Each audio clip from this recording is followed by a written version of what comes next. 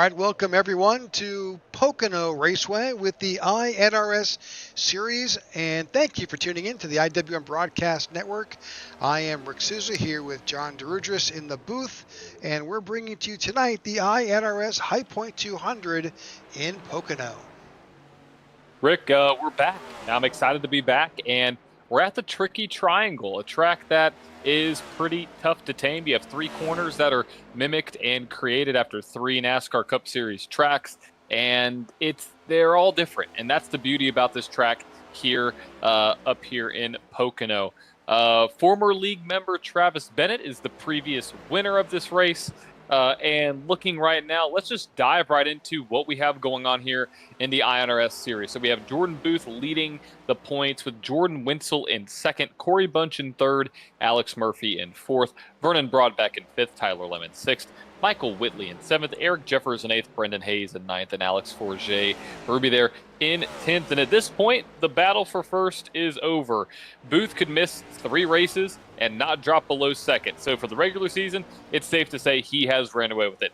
We'll talk about that battle for 10th weekly, and for a good reason. It's always close. This week, 9th through 12th is separated by a mere 28 points. It's one of the closest margins that they have had lately, which is awesome to see.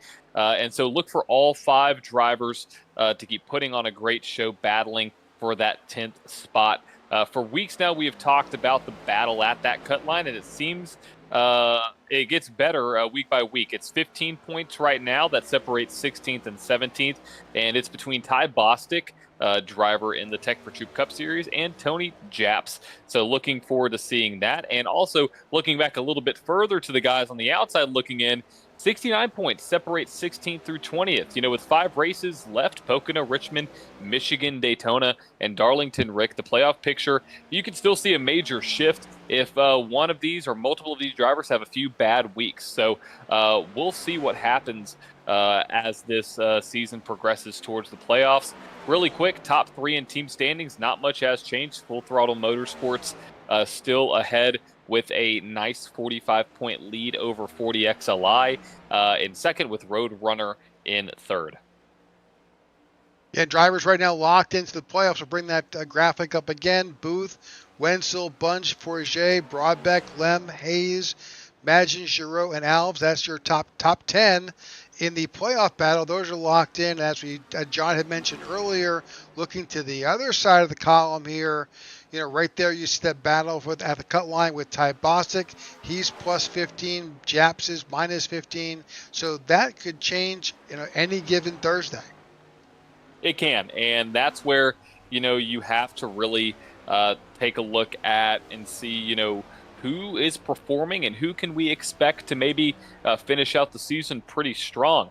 Right now at the 10, Vernon Broadbeck. He continues to be one of the hottest drivers on the track each week, and with a streak of 6 top 10 finishes, you know, the driver of the Mike's Hard Lemonade car looks to continue with a great run here at Pocono, a track similar to Indy, where he finished P2 to none other than Jordan Booth. So speaking of Mr. Jordan Booth, it's been a few weeks since we've had him on the Who's Hot list. You know, although that isn't for the lack of him being good, he's had a streak of 8 top 10 finishes, which is sitting him nice well in front of everybody. You know, he's on cruise control with the regular season right now. You know, can he continue that this week at the Tricky Triangle? I would put my money on it for sure. You know, while he isn't setting the world on fire, though, the 3 of Ron Fitting has had an impressive run as of late. He's had 4 top 5 finishes in the last 5 races, 4 out of 5 finishes in the top 20, including 11th and 12th over the last couple of weeks. The driver of the 3 has really made a great improvement from the start of the season. That's one of the great things to see, is how these drivers progress throughout the season, and how, you know, we go week in and week out. You know, while a win is going to be needed for him to make the playoffs, he's shown he's really ready to start competing at this higher level. And, you know, maybe today might be his day. You never know. You may have an upset coming in at this point in the season. But, Rick, let's talk about the flip side of this. Who is not right now? Yeah, so struggling is the 50 of Martin Giroux. He was our winner in Texas, but he's kind of been on a little bit of a downside lately with only 2 top 10s since his win. So it's not really been easy sailing for the driver out of Quebec. Another driver who can't seem to find the exit on the struggle bus is Scott Thomas. Our Fearless League owner has all but taken up residence on the struggle bus lately, but with only one top 10 in the last 10 starts. So the owner of the league is looking to crack the code to get off that bus at Pocono and hopefully never return.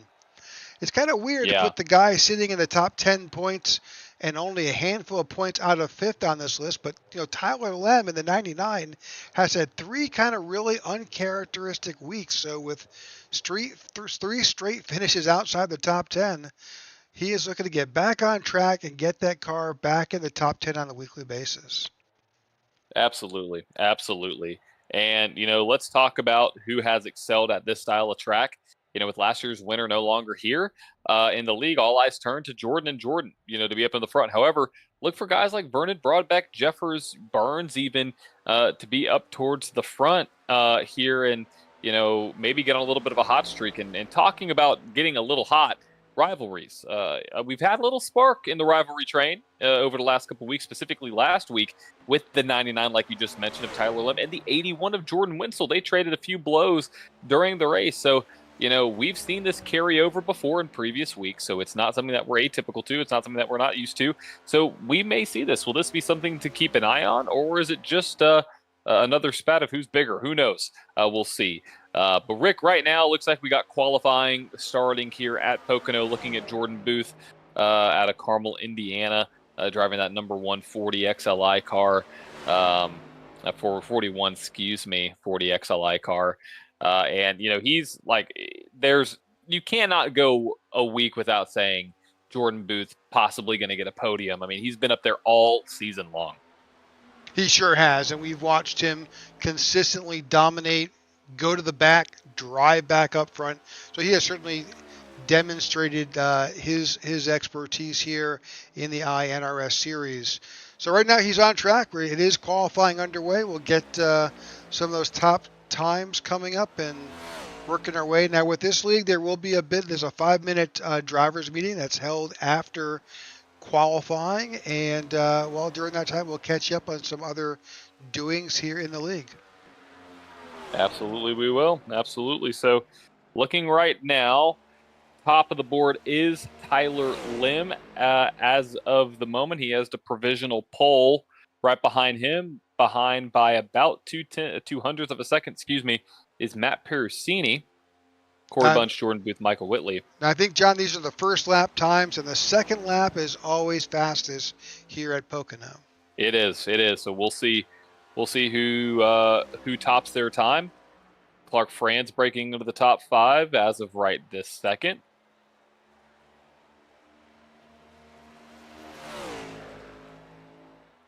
And this is the track where rhythm really matters. You really have to get into a rhythm, and look at that. Top of the board, who else?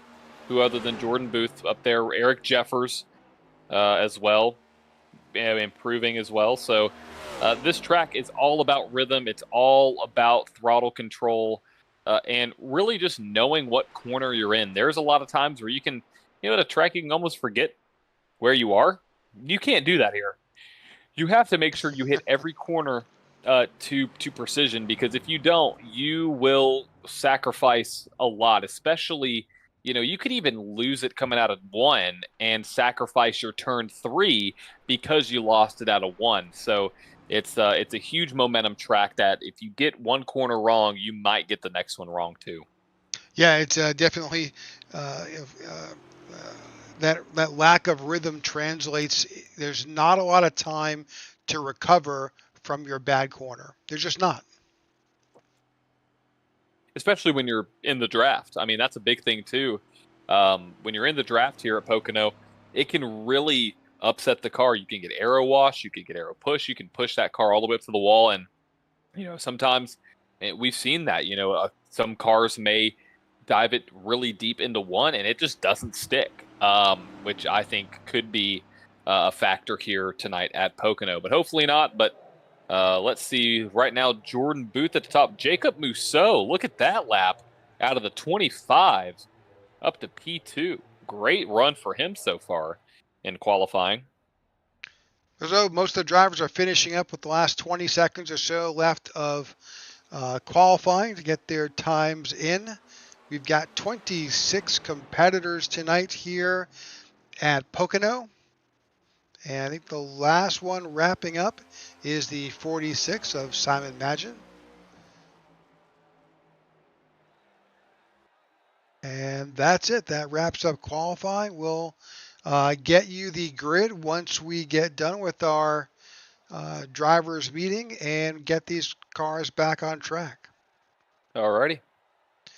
All right, so why don't we cover your keys to tonight's event? Yeah, absolutely. Let's do it. So, Pocono, the top of the most important thing, specifically in these cars with the draft, is going to be track position. You got to have track position at Pocono. You can attempt to try and work your way up, but oftentimes I find myself focusing on track position being the number one culprit. So starting up in the front, like Booth and Musso and Bostic, Broadbeck, Bunch, all those guys, it's going to bode well for them early and late in the race. Number two, pit entrance. Pit entrance is going to be tough. We've seen drivers completely lose it, and pit road speeding penalties are not uncommon because you're going to try to push it every inch that you can to try to get an advantage on your competitors, and you could gain a couple seconds or lose a couple seconds just by how quickly you get on and off of pit road. So pit entrance is very important. And three, stay in the draft. The draft here is going to be important. We've seen in other races where the draft can result in multiple different packs, and so staying up near the front is what I would recommend. Now, if you're all the way in the back of the pack, like a Mike Wheel or Jordan Winsel or Simon Madgen, that's where that can kind of go to the wayside a little bit. You're just going to try to get there as fast as you can. But staying in the draft is one of your best hopes to, staying up and keeping up with the top cars, even if you are not as fast. So track position, pit entrance, stay in the draft. Those are my three keys to tonight's event. And let's see if we can bring up some of the track facts here tonight for Pocono in the iNRS High Point 200. Got about 3 minutes left here. So lovely 77-degree day, 56% humidity, clear weather, and 9-mile-per-hour winds. But the track is pretty darn hot. 116 degrees track temp. 80 laps, stage break at lap 26, pit road speed of 55 miles an hour. No quick repairs. You got to remember that. No quick repairs. 5 sets of tires, 60% fuel, and 3 green-white checker restarts. We estimate pit road, the pit, fuel to last about 20 or 21 laps. That is my estimate here. So we'll see how accurate that is. It really depends on, Rick, let's talk about it. If you're out in the front leading, you're going to use more fuel than if you're in second, third, or fourth. Yeah, absolutely. And if you've got a pack and you're drafted well, this is one of those tracks when you have long green flag runs. It is the field will get jumbled up. It's 2.5 miles. You've got 26 competitors. You're going to be spread out, and you want to make sure you're running with somebody because if you're not, you're going to get run over. Those qualifying times that we saw in the high 50s, we're going to you're not going to run that by yourself out there. Well, you run that while you're out there, but you're not going to compete with that pack of 3 or 4 cars because they're going to be running you down. It really is, and that's where this is where the strategy comes into play so often here at Pocono. You have a guy who you want to lead laps, you want to be out front, but you're naturally going to use more fuel, and so how much fuel can you save behind the cars in front of you? It's a big question mark. Could it be 1 lap? Could it be 2 laps? It's really going to depend. And so that's where it's all going to come down to racecraft, who can actually perform the best and who's able to make their way around. But look, Rick, we have a quite a diverse group of drivers up front. Mixing in, Jacob Musso. You have some drivers that are kind of all over the board here. So I think this could actually be a pretty exciting race once we get underway. So excited to be here in Long Pond, Pennsylvania. Have you ever been to Pocono, Rick? I have not, only Hmm. virtually. Gotcha. It seems like a great race to watch. Yeah. A lot of folks that we brought either broadcast with, like Jeff Neely and others who have been there say it's one of their favorite tracks to go to. There's just has a good storied history and just a great track to watch from. It's a challenging track to drive. Driving down at least through iRacing. Going in, especially with a large pack of cars into turn one. That'll put a little bit of fear of God in you right there as you're working your way through turn one, then headed towards a tunnel turn. Yeah, and you never want to end up like Kyle Busch did. That's probably one of the scariest wrecks. Speaking out of no experience at all in a car, but getting turned and then coming back up into a field, it's never good. It's never a good feeling. So I would probably say that's probably one of the most dangerous corners to get spun at is turn one at Pocono because it's so high speed. I mean, you're going 190 plus into the corners. So, but all right, here we go. Looks like all the fans have made it to their seats, and let's get this race, the iNRS High Point 200, underway. Here, looks like the cars are gritting up on pit road, and here is your starting lineup for the iNRS High Point 200 presented by iNRS and Admin Box. You got Jordan Booth, none other than him, on the pole with Jacob Mousseau to his outside starting in second. Starting at third, Ty Bostic with Vernon Broadbeck there starting P4. P5, Corey Bunch with Alex Forget-Berube starting in sixth. Eric Jeffers starting in seventh with Matt Pericini there to his outside in P8. Corey Ennis starts in ninth, and rounding out the top 10 is Tyler Lem. Vince Burns is in 11th. Ron Fitting is in 12th. Clark Franz in 13th. Michael Whitley Jr. in 14th. Martin Giroux is in 15th. And Richard Mills is in 16th. In 17th, Martin Pennell. Austin Walton takes the 18th spot. Alex Murphy is in 19th. And Joe Musso sits in 20th. In 21st, you have Dan Hughes. 22nd, Tony Japs. 23rd, Scott Thomas. 24th, Simon Madgen. Jordan Winsel starts in 25th, and Mike Wheel starts in P26. The only two cars that did not make a time were Jordan Winsel and Mike Wheel. So we'll see how that fares out. All right. We're getting organized and getting our pace lap underway here.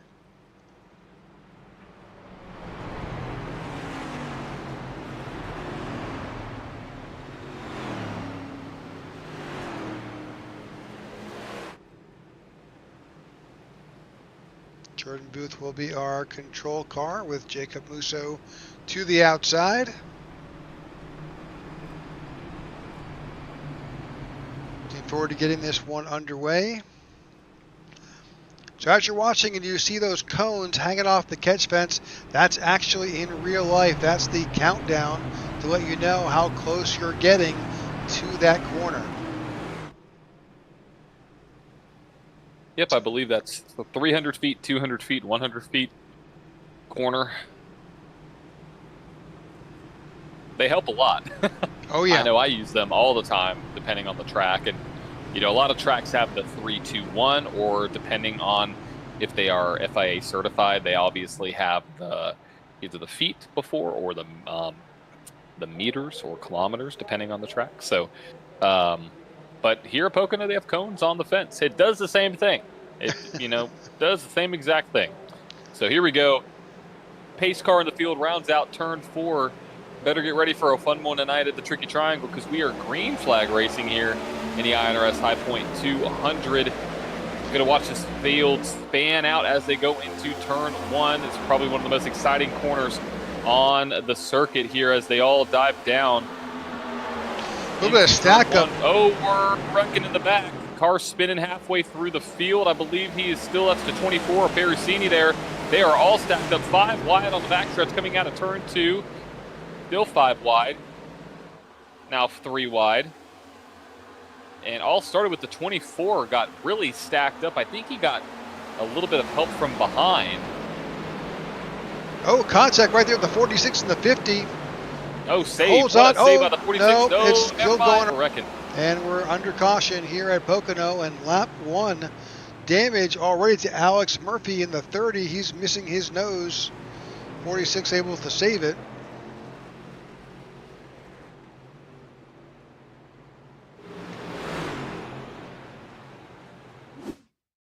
Well, I told you it was going to be exciting. You did. uh, Just didn't so it looks like expect the it to be 50. first lap. Yeah, the 50 got into the 46, and it looks like the 46 was still sideways here, came across the nose of the 30. Look at that car jump up in the air like that. Crazy. 81 did a great job of avoiding the wreck here. 79 almost got it. Nowhere to go for him. 79 Scott Thomas, unfortunately, bit the inside safer barrier. 30 goes around. Just a little bit of damage. We'll see just what happens, whether those cars can return depending on just how much damage they've got. Well, all right. Well, we didn't get one in all the way no, under green, but we were close. no, we were close. We were close, and you know what? We're gonna bring back some track facts. How about that, Rick? Off the top of my head, because I know a couple right off the top of my head. So, as I mentioned in the pre-race, the 3 corners here around Pocono are modeled after 3 different tracks. What track is Turn 2 modeled after here at Pocono? What track is Turn 2 modeled after here at Pocono?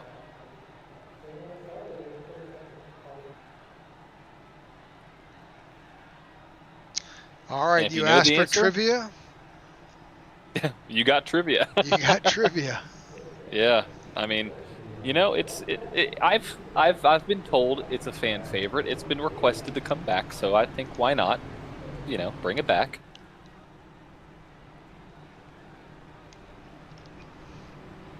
And if you get all the questions right, you know what you get? You get a fat brownie point or a cookie. There we are. Yeah. Or bragging rights, whatever you would like to choose. We'll give you bragging rights. You can get the cookie yourself. Go make yourself cookies. Go make yourself a cookie.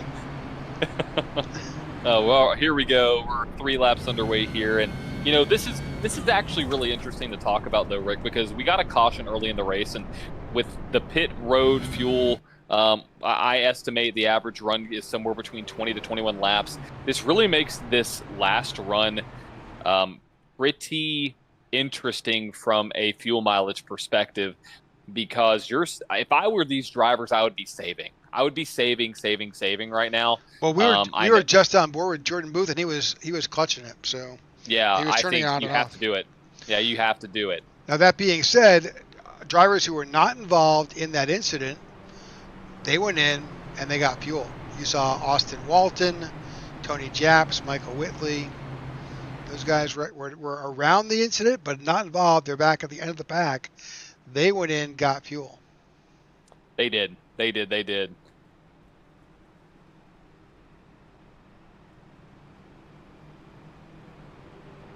All right. So again, as we said earlier, there'll be a stage break at lap 26. So caution here could get you close. It could. It very well could get you close. It's going to be a gamble, but I think it could work out in your favor. So we should be going back to green at this next time by. Lights are off. There they go. The lights are off on top of our pace car. So next time by, back to green. And let's see if we can keep it pointing in the right direction.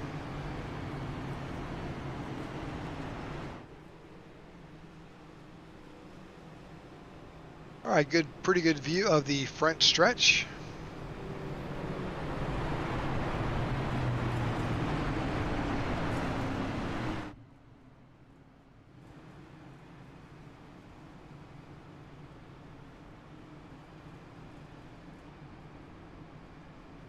So here the leader does have lane choice on restarts. So we'll see. It looks like Jordan may have taken the outside line on the restart.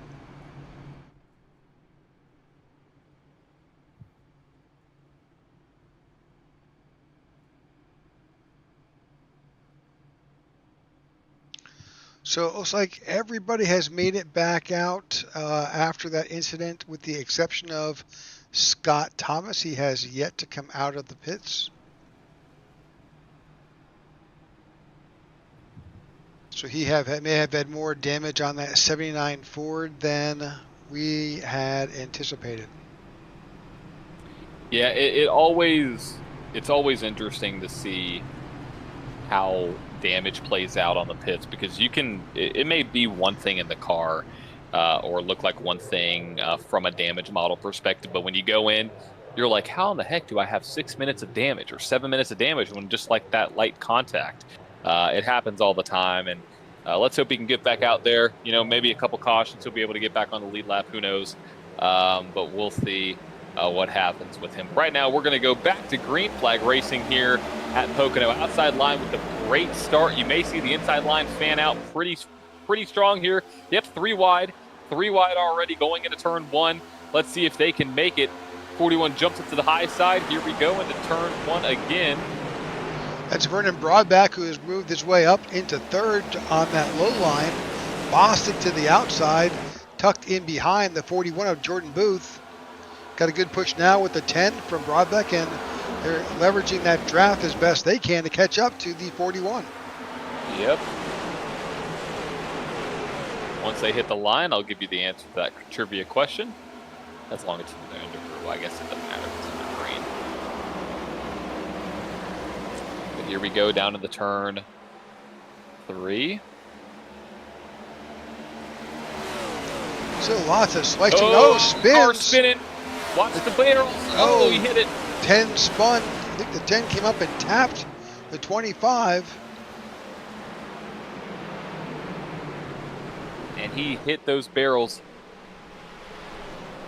pretty hard there. Jacob Mousseau, great qualifying effort. Rick, that may end his day. So far, looking pretty decent. Don't see any toe link damage. Just a little bit of body work on that left front. That is kind of wild though, because yeah. He hit those barrels pretty heavily. Before we get to the replay, why don't we go ahead and give the answer? Yeah. So, what corner or turn 2 here in Pocono was modeled after what track? And corner at what track? It was Indianapolis. Indianapolis Motor Speedway was the little bit of a mold there for turn 2, and it's one of my favorite corners. I love Indianapolis. I'm a big fan of that track. But let's go back and take a look at the replay here. Tim's trying to create a crossover.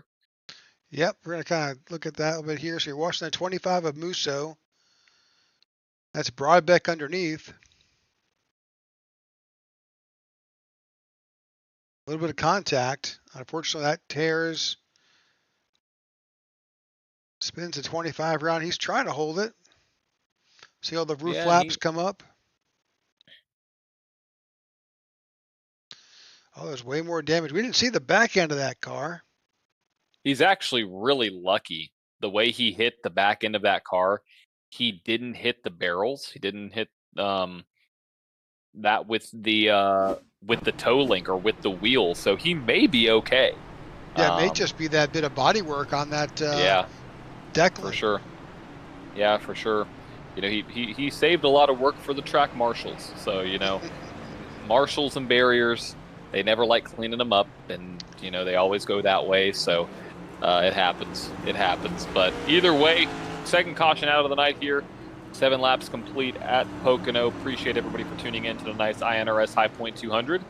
Like we mentioned before, we have 5 races to go before the playoffs, including this one. So make sure to tune in. And looking right there at the 25, looks like we have the IWM Broadcast Network logo on that car. Love to see that. And it looks like the iRacing Elves have replaced that rear deck lid in the bumper. So pretty cool. Good work by them. Yeah, pretty nice. All right. I wish it was that easy in real life. Right? Exactly. So it looks like he's got a little bit of repair work he's taking care of while he sits there. That's one of the things about iRacing, especially when you've got this, no quick repair model here that we're under. If this track is pretty long, let's try to bring up that track. A little graphic. So he's got time. He's sitting down there in the pits on that lower end. He's going to wind up at the back anyway, so he can get as much damage repaired as he can while the competitors are working themselves around this 2.5 mile track. And he'll tear out of the pits as soon as he can to get back on there to catch up to the tail end of the field.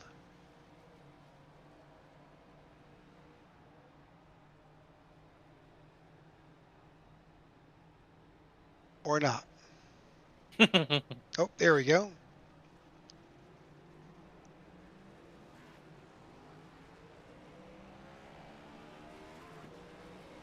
That's the 25 of Jacob Musa, who was involved in that earlier incident.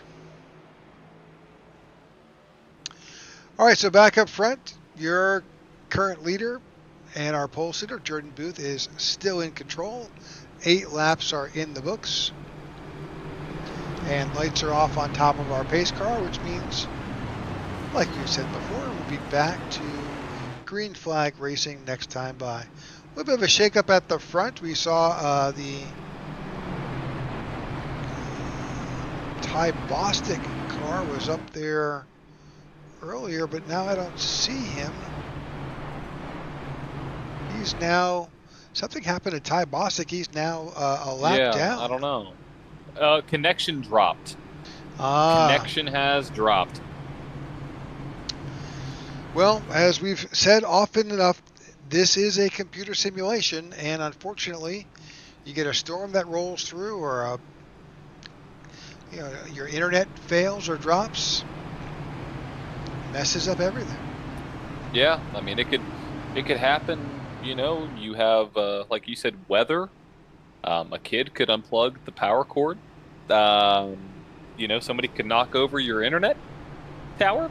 Anything can happen, and that'll all cause you to drop back. It does look like he has connected though, reconnected, so he will be able to get back in this race. He will be 1 lap down at least, so not too bad though. But talking about a couple of the drivers, Mike Wheel 5 laps down, Scott Thomas unfortunately 7 laps down, so 11 minutes and counting on that pit counter. Pace car drops off for the 3rd time. We're 10% through this race, and we are back to green flag racing here at Pocono.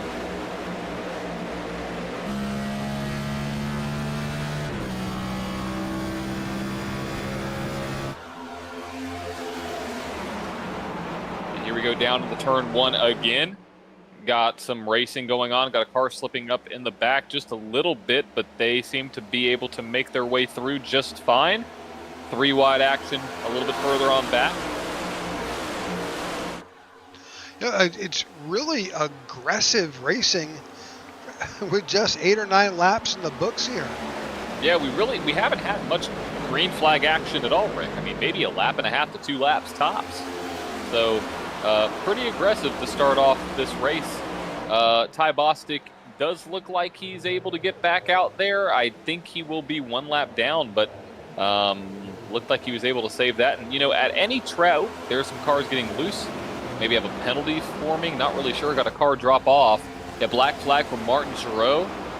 He is serving that right now. All right. Car wrecking in turn 1. Big wreck in turn 1. The 46 is around. And the 20 of Martin Pinnell. 3rd caution of the night. I caught that one out of the corner of my eye. It looked like the 46 got spun. I might be wrong. All right, we can bring that up real quick. That was a hard hit, though. Oh, braking zone. I can tell you right now, the braking zones were off. Yep, right there. It was like the 46 backed out of it, and unfortunately, the 20 just absolutely came and just tapped him and spun him around, and a lot of damage to the 46.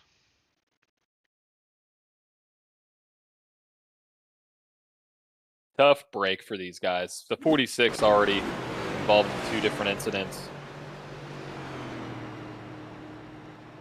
Sometimes you're the bug, sometimes you're the windshield. Yeah, and today, unfortunately, 46 is the bug. Twice.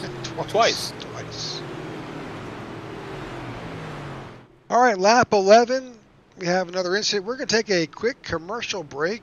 We will be back in a bit. And we'll see you soon. Thanks for tuning in to the IWM Broadcast Network. Our mission at Coastal Financial is to provide comprehensive financial planning solutions tailored to each individual's unique needs and goals, with the aim of empowering our clients to make informed financial decisions and achieve their financial potential. Our focus is providing the highest level of service to our clients, including successful business owners, professionals, and non-profit organizations. Our commitment is to helping you improve your financial position, reach your financial goals, and safeguard your family and business. Our goal is to provide you with the resources and guidance necessary to accomplish these objectives. Our process utilizes a thorough and exclusive financial analysis, efficient implementation of recommendations, and continual reevaluation of fluctuating dynamics. You can find us at coastalfinancial.com or on Facebook at Coastal Financial.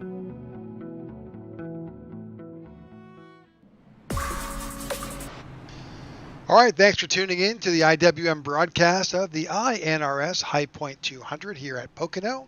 We are under our third caution of the night for an incident between the 46 of Simon Magin and the 20 of Martin Pinnell. The 46 is still in the pits, trying to get some repairs made. A couple other drivers are in there for some extended time, as well as Scott Thomas from an earlier incident. Some service being had by the 50 and still the 30 from that earlier incident. But, you know, we're on lap 12. We'll probably go back to green, probably at lap 14 here as we wind our way down to lap 26 for our stage break. Yep, stage break is coming, and, you know, I think you could stay out at this point. We've had 3 cautions. I mean, there's no reason to not stay out and go to the distance. So might as well do that once you're at this point with this many cautions. And this is really only going to help, you know, I guess kind of help fuel mileage in a way, because you're going to fuel up anyway at 26. So either way, it's just going to be a good way to really see, okay, what kind of fuel am I going to get if there are cautions, because we know how much fuel they're going to use under green flag conditions. So that's going to be a very interesting race to see as we now plays out. Really quick, though, Martin Pinnell was given an EOL penalty. And looking now back through the field a little bit, just kind of give you a top 10 overview. You got Jordan Booth in first, Vernon Broadbeck up 2 to P2, Alex Forget-Berube up 3 to P3, Corey Bunch up 1 to P4, Tyler Lem up 5 to P5, Vince Burns up 5 to P6, Richard Mills up 9 to P7, Jordan Winsel, biggest mover of the race by far, up 17 positions to P8 right now. Wow. And then you also have Clark Franz up 4 to P9 and Michael Whitley Jr. up 4 to P10. Yeah, Winsel is on a tear right now. All right, again, the 41 of Booth is still in control. Of course, we haven't really done much.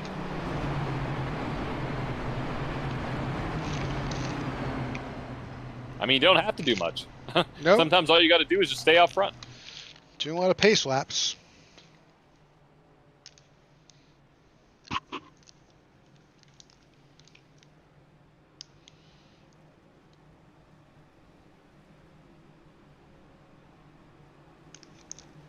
Alrighty.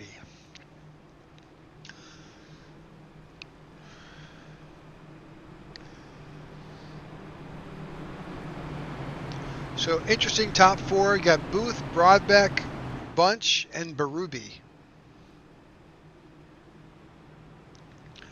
Now we have had in the past a little bit of interaction, a little oil and water between the 19 of Alex Forget-Berube and the 41 of Booth.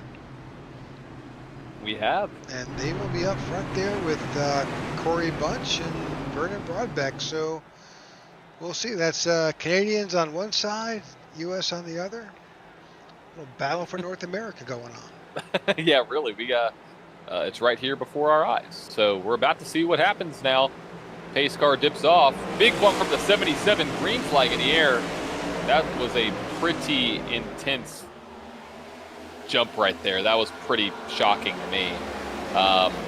41 got, I mean, that's a huge gap right there as the 19 now moves into third place respectively. Here comes the 77 back up on the high side. He's not going to have the grip. 19 now moves into P2 as the field drives their way out of turn 1. Yeah, headed towards a tunnel turn there at nose to tail. And that gap is going to close as these guys build that draft to catch up to the back end of the 41. Yeah, by turn 1, I expect that 10 to be at the back bumper of that number 41 if he does turn. Oh, a little bit of little accordion action happened there in positions 2 through 5. So much so that they had to break apart. So that's not going to help them catch back up. They're still fighting for a position here. They are. You see the 41 up there trying to break the draft, but here's the 10, 19, and 77 all nose tail trying to make up some ground to that leader. It'll happen. It'll work as long as these guys stay single file, which it doesn't look like that's going to happen because the 19 is going to try to go to the inside of the 10. Vernon Broadbeck not going to happen here. But now the run's going to be with the 77 down the, I guess, one of the straights between turn 1 and turn 2. Definitely a lot of different braking zones going on here. Just watching this field span out a little bit. Now just 11 laps away from the stage break at lap 26. 41 and the 10 really high out of turn 3 and turn 3 right there. 10 up into the wall. 19 will have a run. We'll see if he takes it or if he does the bump draft. It looks like he's going to take the ladder. So the 99 of Tyler Lem really jumping out of line there, but he is now up to 5th plus 5. Wenzel continues his march now up to 7th plus 18 spots.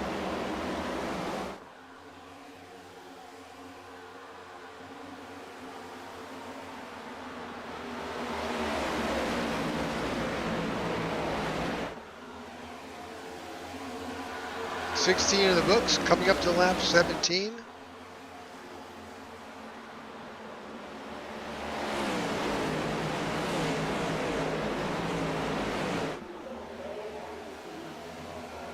Field beginning to stretch out a little bit.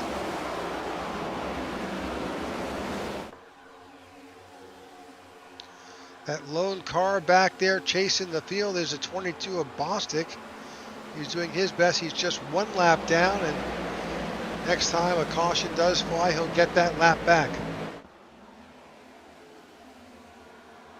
You know, that's why it always is important to stick in the race because you never know what's going to happen. And one thing that we did see coming was the 41, that gap was going to close. Here's 19, great run coming out of turn 2. He's going to go, no, he didn't go low. I thought the 19 had a great run on Vernon Broadbeck there to try to go low down into turn 3, but he's going to save that maybe for the 10 to get underneath the leader there of Mr. Jordan Booth. We're not going to see it this time, but they are much closer as they make their way out of turn 3 down this long pond front stretch.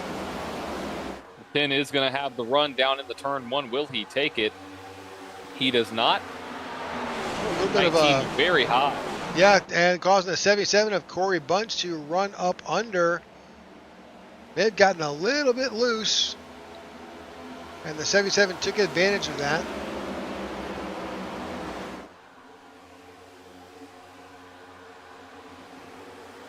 Ted looks like he's having to back off a little bit, like he's getting the run, but just not enough to close. And that may just be a product of design. I mean, that may be something that he is intentionally doing. And as we say, that's 77 is going to look to the bottom of the 10. He gets a little loose here, though. Here comes the 19. 19 a little loose out of the corner, too. So 4-car draft, basically 5-car draft if you add Tyler Lim to the mix of this one here with just about 7 laps to go until stage break. Here comes the 10 down to the inside of the 41. Will he make the pass? 10 tries to slide up, gets a little bit loose. That 41 will have the run out of the corner, but they will be side by side. 10 shuts the door on the 77. Here comes the 19, though. The 19 does take his chance. down into turn 2. This is going to be a little bit of a crazy battle when they get out of the corner. Will the 19 get a little tight there? Nope, able to keep it side by side. They are now losing time, though, Rick, to the 2 leaders. Yeah, that definitely helps. Also, the 55 of Vince Burns and Jordan Wenzel trying to get back up here. So really now it's a 7-car battle, or it could be if they played. Oh, the 81, the 41 tagged the wall, I think.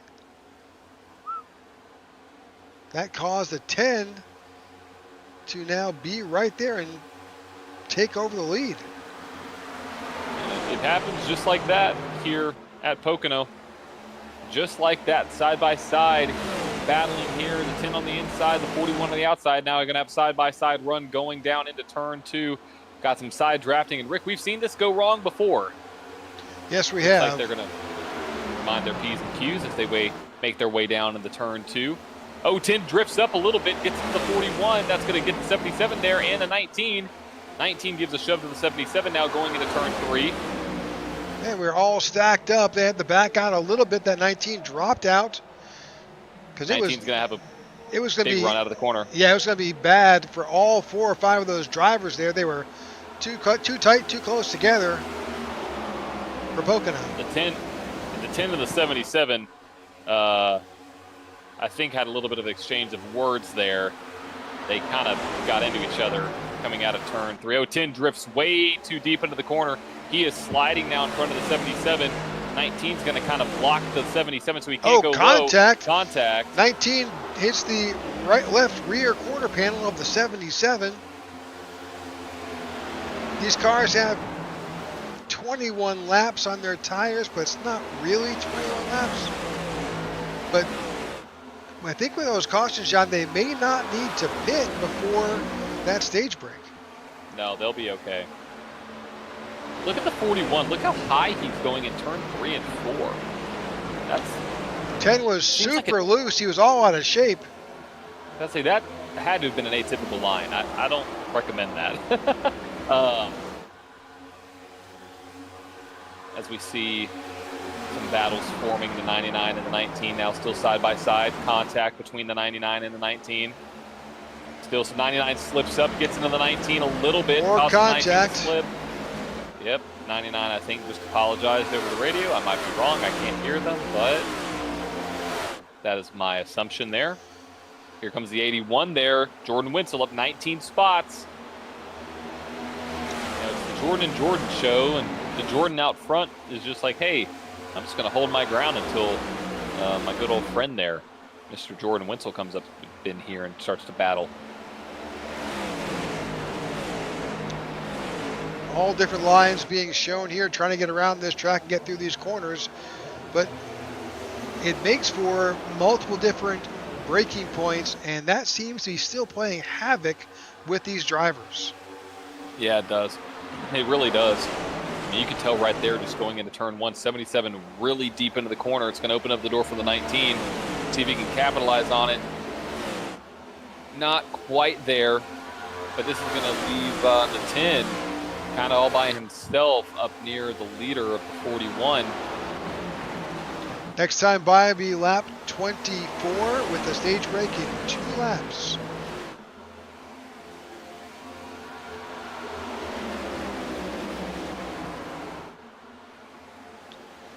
'77 is trying to do what he can to get by. The 19 continues to drop low. Yeah, he's going to drift out of the corner, tag the wall. He's loose, saves it. With these flatter corners, taking that approach will just wear your tires down. Yeah, I mean, at this point, though, he's going to take these tires off. He really doesn't care about them too much. So he'll do that another 2 times and call it a day. 10 sideways, really sideways out of turn 2. He hits the inside wall. Oh, man.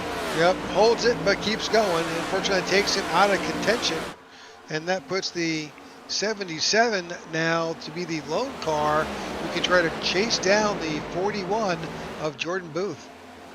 Yeah, can he do it before this stage break? I mean, with the draft, I think it's possible.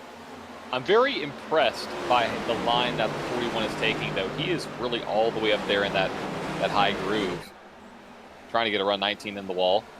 Yeah, the 77 needs a 19 to do what he'd like to do, and the 19 is just not getting it done.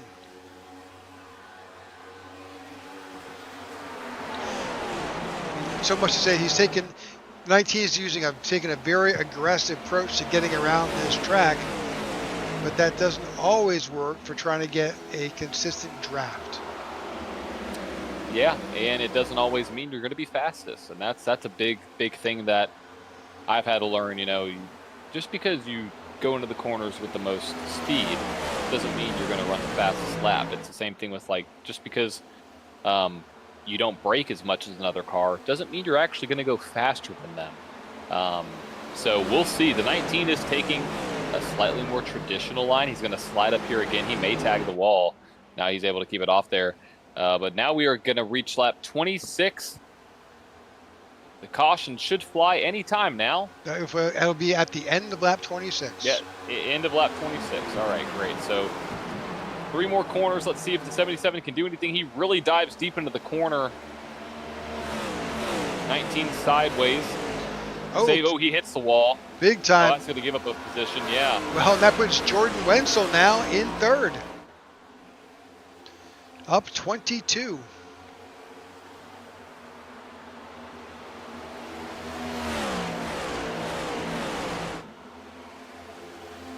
Well, no one's going to touch the 41. He's going to finish this out and win this stage.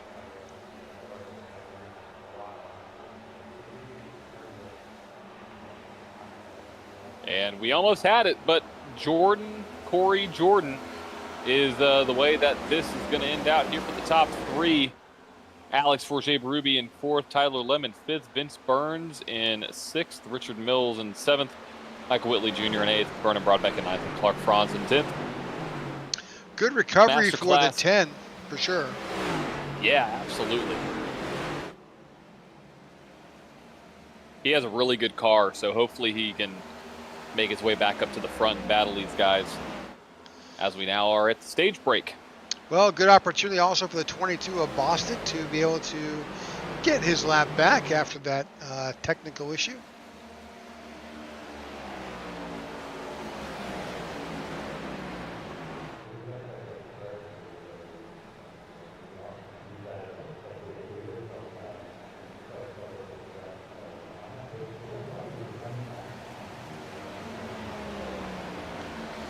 A handful of cars still stuck in the pits trying to get repairs made.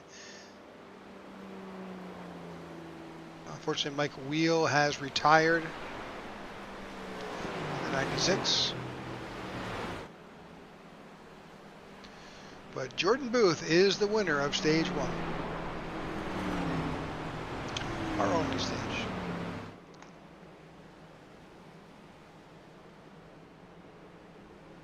All right, we're going to take a quick commercial break. We will be right back. And thanks again for tuning in to the IWM broadcast of the iNRS High Point 200. Welcome to the New York Pizzeria in Cato, New York. The New York Pizzeria has been bringing Central New York the best meals and snacks in the business for generations. Located at the 4 corners of State Routes 34 and 370, the New York Pizzeria is easy to find and impossible not to love. Aside from delicious pizza served to go or in-house, the food is always fresh and made by the local and talented staff. The New York Pizzeria prides itself on dishes including always fresh pizza by the pie, slice, or sheet with all the topping options you could want. The one-of-a-kind Jenny Wings. A mild, sweet and sour take on traditional bone-in or boneless chicken wings. And fresh-to-order garlic cheese bread, chicken parm subs and a prime variety of cold beverages. Do yourself and a legendary local business a favor and have what is truly one of the originals. The New York Pizzeria, order today.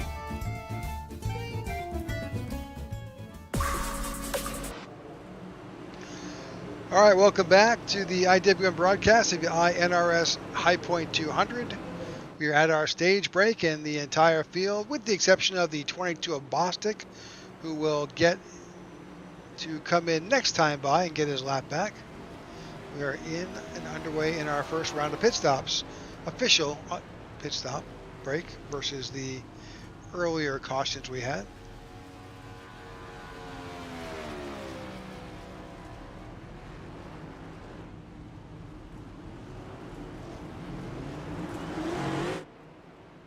All right, battle out of pit road. Jordan Booth got it. Corey Bunch in second. Tyler Lem third. Jordan Wenzel lost 1 spot. Down to P4. Yeah, but still up 21 spots. Yep. Another good mover is the 42 of Tony Japs.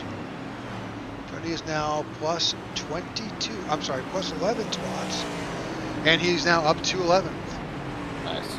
Very nice.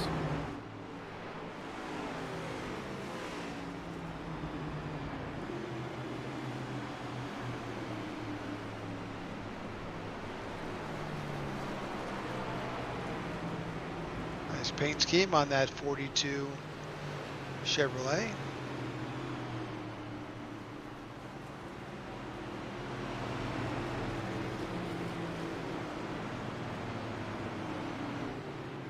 There's just a video on Facebook with interviewing the general manager for the Gibbs Association talking about sponsorship.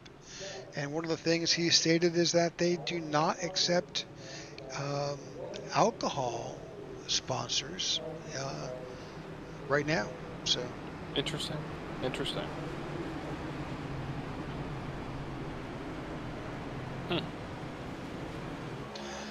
So one of our viewers, Nathan Lamb, posted on Facebook that he had the opportunity to run some laps with Jordan's rig a couple weeks ago. He said his ability to do what he does with what he has is amazing. Hashtag next William Byron. Well, you heard it here first, folks. That's right. That's right. I'll throw it back. Do you know what kind of wheel he has? And what kind of rig he has? We'll see what Nathan posts. But there are a number of drivers in the Truck Series, ARCA Series, as well as the Cup Series who didn't so much get their start, but or some did, but certainly have a lot of iRacing experience. Sure, absolutely. I mean, like it's preached all over the place. It's one of the closest sims, especially if you get a wheel and pedals. It's one of the closest, sports you could have to where you're actually getting what it feels like, and you're actually turning, a virtual experience into a real experience. So it's a fantastic way to learn. Very often, if you happen to be on and there's a newer track coming up on the NASCAR circuit, you may find yourself in with recognizable names from the Cup Series and Truck Series. Absolutely. Yeah. All right, here we go. Lap 30 of 80 complete here at Pocono. About to get the green flag back in the air. None other than Jordan Booth out front. He's a control car. They're in the Geico Research Zone. Green flag back in the air. Not a great start for the 10 of Vernon Broadbeck, though, on the inside. No, absolutely not. And this is that tough spot we're in right now. You're all bunched together, no pun intended, and you're driving down to turn one, and you're going to wind up being 3 and 4 wide. Oh, the 99's close, though. He got into a contact. Yep. They held it together, though. Did he? Or are they still wrecking in the back? No, they're good. Wow. 19 was the benefactor of that one. He had a great view of that incident and watched it all the way through. Made the right move at the right time, and here he is, up to P4 again.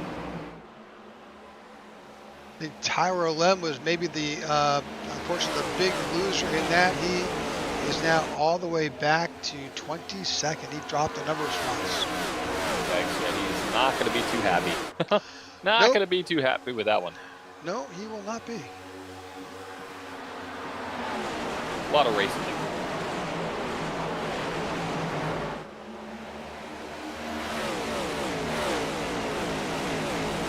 What I'm noticing is these drivers are really pushing it out of turn 2. I mean, really pushing it out of turn 2. And these tires are going to be quick. Yeah, we're going to see around lap 15. It's going to be pretty hairy. 15 laps on top of that restart. So Nathan did comment back and said not sure what wheel he has, but he sits in a broken down office chair that moves back and forth. So, that's, I say that, and that's so like how many of us, when we started first in iRacing, that, you got a wheel that just kind of screwed to the bottom of a desk or just sat there on a desk and pedals on the desk, and that's just how you did it. Oh yeah, I remember the days. Exactly. I can recall. I mean, exactly what you described. And the thing is, I was doing it on a laptop. I wasn't even doing it on a desktop. I had the graphics turned all the way down, just so I could, not blink all over the place and cause my computer to blow up. And then the rolly chair. Oh yeah, we've all been there. We've all been there. Well, some people haven't. Some people, if you're a Verstappen, you can put on a plane. So fair. And then do it at 3 a.m. and then come out and win a race. So, but no, that's impressive. That's impressive. But yeah, you're right. Yeah. I think everybody's been there at some point. Well, for the longest time, Ty Majeski, who's a current driver in NASCAR, he always raced on a laptop. Yeah. I mean, it's tough. On a laptop, it's definitely tough with the screen size being so small. And the big thing is the depth perception as well. When I went up to 32s, the depth perception is so much different than like a 20-inch or even a 17-inch or even a 22. It's totally a different feel, and you have to really get used to it. Then imagine going up to a full-scale car. The depth perception is like none other. So. Laptops, I gotta say, I respect the people who are on laptops. I've been there. Well, we're back to the Jordan and Jordan show. Jordan Booth, number 1. Jordan Wenzel, number 2. Up 23 spots, but he's got the 77 of Butch right there, followed by the 19 of Alex Berrubi. Those 4 cars have kind of begun to get a little bit of gap right there over the 24 of Matt Persini. Well, we knew it was about time before, it'd be the Jordan and Jordan show. We kind of saw it coming with a couple of those cautions beforehand where there was such a big, opportunity for the 81 to make his way back up to the field. So the 99 of Tyler Lem is on pit road. So we're back to the 5th place. That's Matt Persini. He is running behind that pack, and he's running ahead of the 5 of Richard Mills and the 15 of Clark Prance. Michael Whitley Jr. is up here in 8th. Eric Jeffers, in that familiar number 12, is up to 9th, and Vince Burns is in 10th. See the move by Vernon Broadbeck trying to get around the 3 of Ron Fitting, and he has now moved up to 12th as he is trying to get his way back up to the front. So Tyler Lem is on pit road because he may have had a single car incident. Let's see if we can go back and grab what had happened here in replay. Oh, that looks like a wheel issue. Yeah, something. Yeah. Yep, not exactly sure what happened, but yeah, it definitely looks like a technical issue with his rig.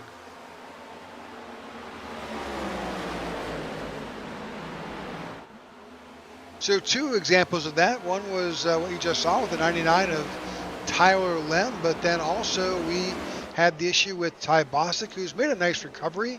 Ty is now running in 14th here, back up on the lead lap.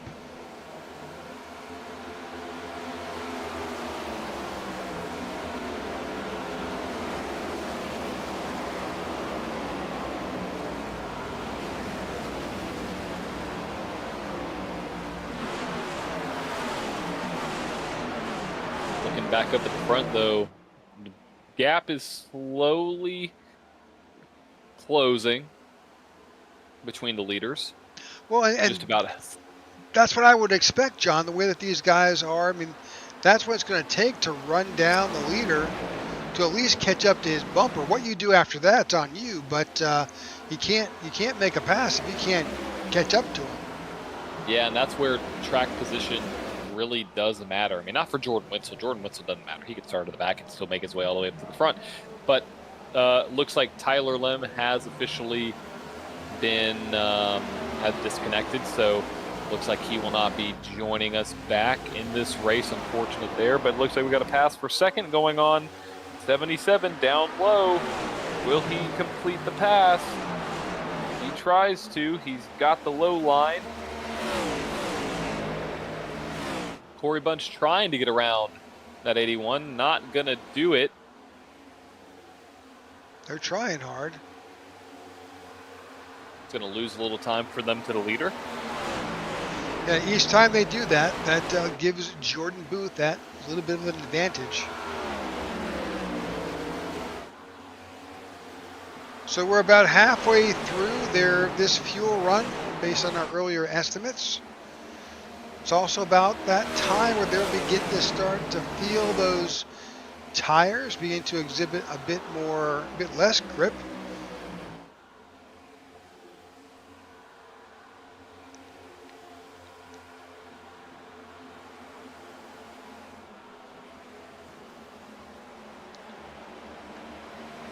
The 41 has really just run his race. Yeah, he can. That's the benefit of starting up in the front. You can mind your P's and Q's and just work your way up there and just stay there. All right, this is the halfway point of tonight's event. As you see on our tower, Jordan Booth continues to lead. Jordan Wentzel in second, Corey Bunch in third, Alex Forget-Ruby in fourth, Matt Persini in fifth, Richard Mills in sixth, Michael Whitley Jr. is up to seventh, Eric Jeffers eighth, Vernon Broadbeck in ninth, and Clark Franz is in 10th.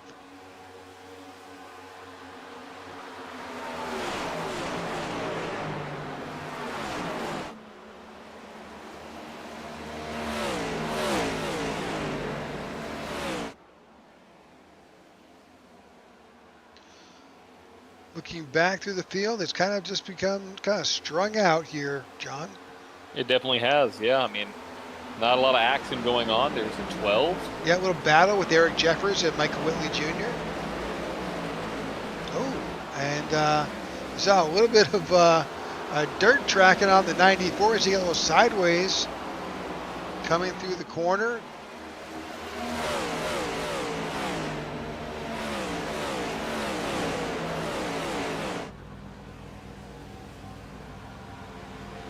On back, you see Vernon Broadbeck. Now he's in ninth. Trying to take on the 94 of Michael Whitley Jr.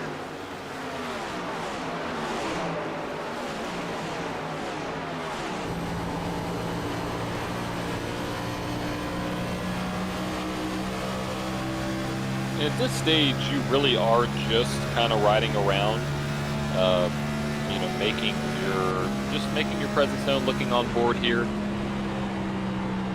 That's a bad shot. We'll have to figure out what's going on with that camera image. Yeah, that's not what you typically see. I mean, it is, but not to that extreme, It does give you a wide-angle view inside the cockpit. He may be running triples, which is why it looks like this.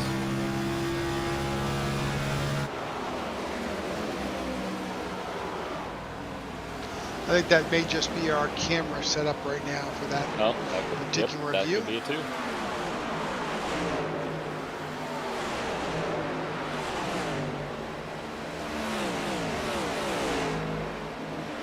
Oh, 94 got super loose.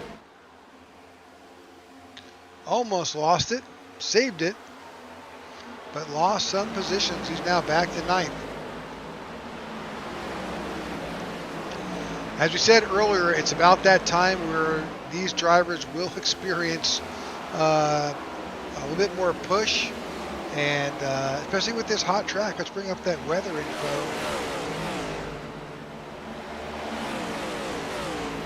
The track temp is still over 100 degrees. Yeah.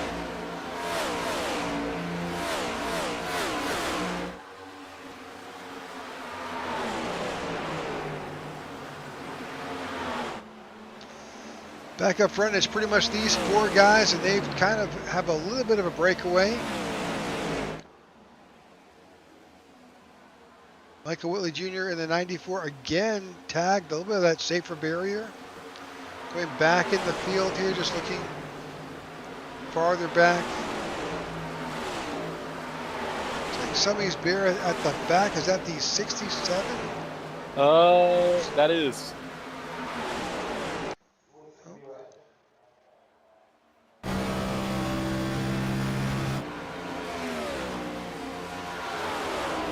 Someone is limping around with some damage. That may be the 40. There it is. I thought I saw that. That's the 46 of Simon Magin. He's missing a front clip, but he is not giving up. He is still out there turning laps.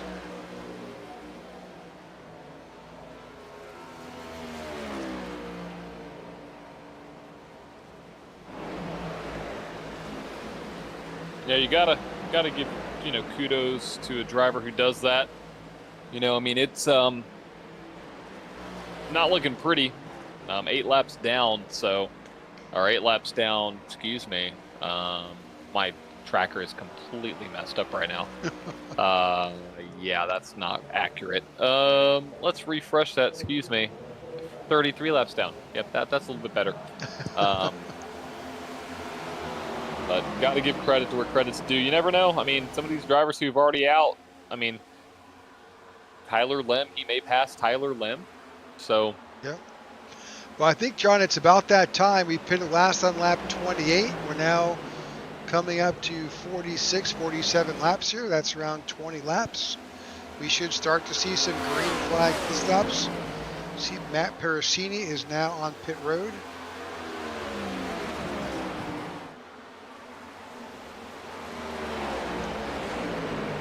The battle is still on for second place between the 77 and the 81. They have been battling like this for quite a while now. Jordan Booth out to about a second gap. 77 is going to try the low line. You got the 81 trying the high line. 77 just not enough grip. And he tucked those front tires under that yellow line. That's definitely, risking it for the biscuit at that point.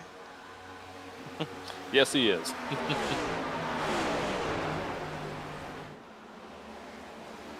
mean, don't rule out that 19. He's continuing to hammer on the back deck lid of the 77.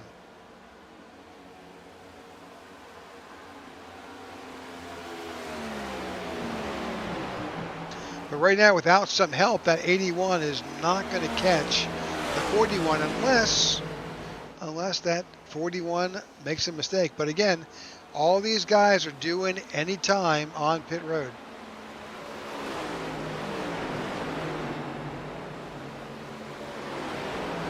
'81 super loose, and here we go. Yep, there it is. Oh, 81's super hot. Leaders on pit road.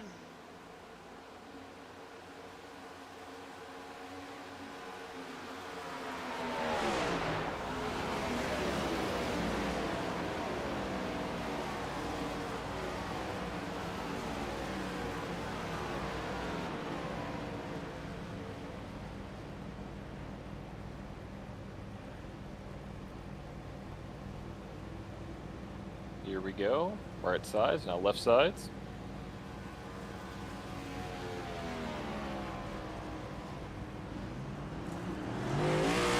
And off we go.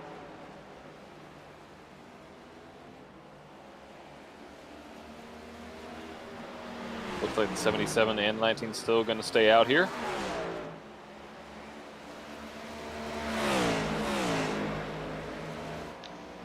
All right, fresh rubber now. Good gaggle of guys in now. You've got the 10 of Vernon Broadbeck, Clark Franz, Vince Burns, Tony Japs, Austin Walton, all on pit road.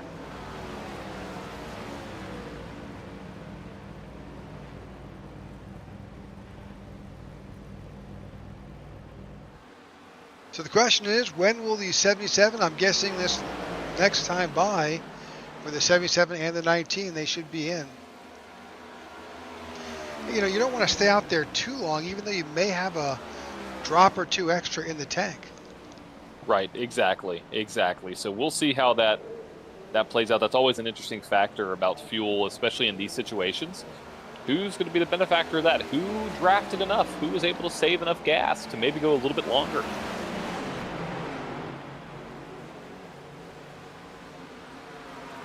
Martin Giroux in the 50 on pit road.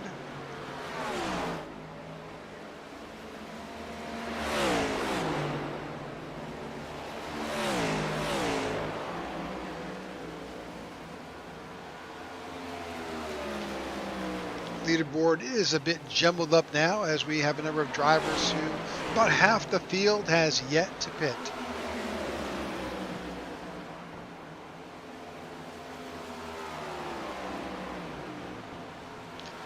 Here at lap 50. Now, of course, lap 50, you know you can do 20, so you've got one more stop after this.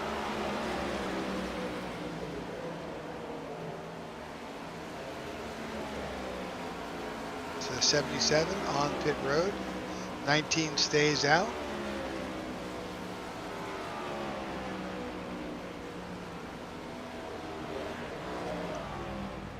So Jacob Musso is on pit road. We'll watch this stop with Corey Bunch.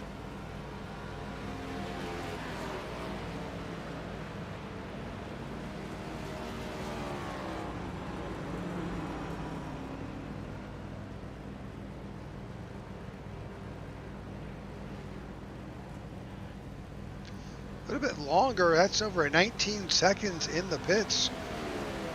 Was there a penalty assessed? I'm looking right now. I didn't see anything. No, he's off. 25-second stop. That took 10 extra seconds for the 77 to get through his pit stop. Well, caution's out. Caution's out. Yep. Who is the culprit of this caution? What happened? Ty Bostic, possibly? No, maybe. He's got some big damage on that right front.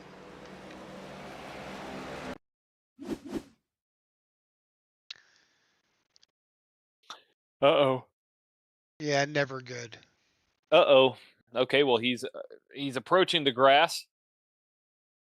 He's trying to save. He's going to try to come back up the track. Does he hit the barrels? Oh, gosh. Driver's side door into the barrels. Call the marshals. Get the water cleaned up. That's unfortunate for the 22 of Ty Bostic. Ty, of all people. Come on, Ty. Yep, so that brings out the caution here, lap 52. Now, this is really going to be interesting because drivers who are up there who had yet to come in, the 19 of Alex Paget-Bruby, Richard Mills, Eric Jeffers, Michael Whitley, Ron Fitting, Martin Pinnell, and Joe Musso, Alex Murphy, Corey Ennis, they did not pit.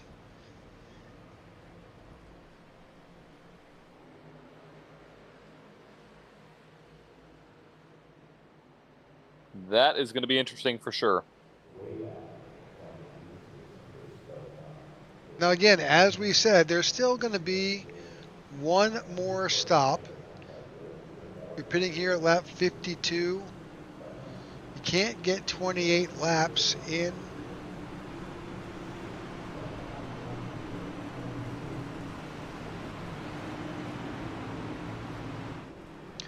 So those drivers who just came out, Booth, Wenzel, Parasini, Broadbeck, they all just stayed out.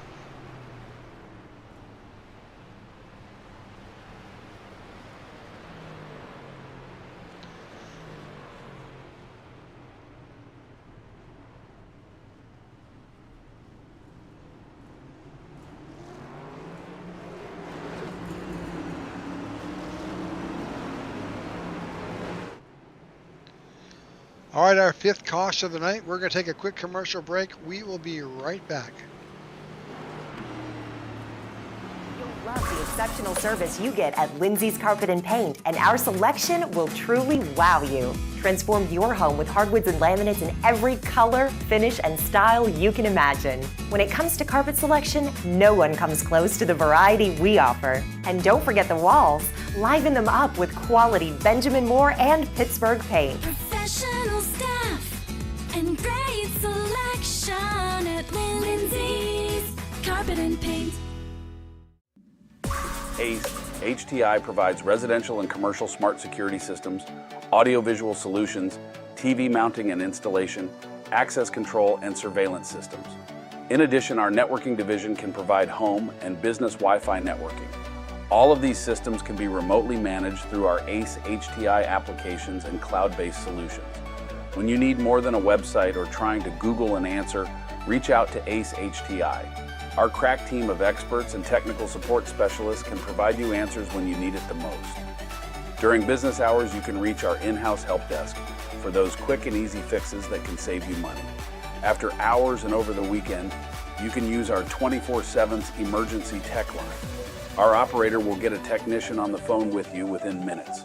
ACE HTI service area includes both North and South Carolina. Reach out to us today at 336-941-3171 or via email at info@ace-hti.com. All right, welcome back to the IWM broadcast of the iNRS Racing Series. We are tonight here at here at Pocono for the High Point 200. We are at lap 54 under caution for only the 5th time tonight. Jordan Booth is your leader. We are about to go back to green flag racing with 54 laps, 55 at the stripe, which means one more stop will be all it takes to crown a winner here at Pocono. And it's a big stop. It's a big stop for all these guys. And also, we have to think about this, too. Oh, that was almost an incident between the 19 and the 22 coming out of pit road. And we're not going to go green. Not going green. Just got that from race control. Yeah. Lights back on the pace car. All right. I know a couple of things to note here that the 10 of Verdon Broadback has made his way back up and is now in the 4th position. He's going to be hungry. He's going to be hungry. Yeah, we saw him from the beginning. He started 4th. He's back up to 4th. He was involved in an earlier incident that pushed him all the way back, but he's driven his way back up, something that is super hard to do here at Pocono. We're also watching Jordan Wenzel sitting in 2nd. Jordan started next to last.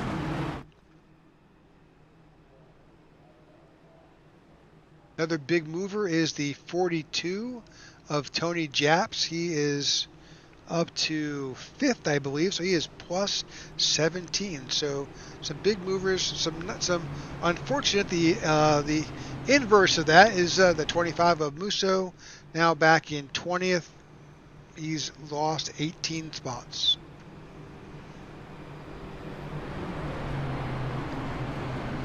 Same with Bostic, also at the tail end and laps down.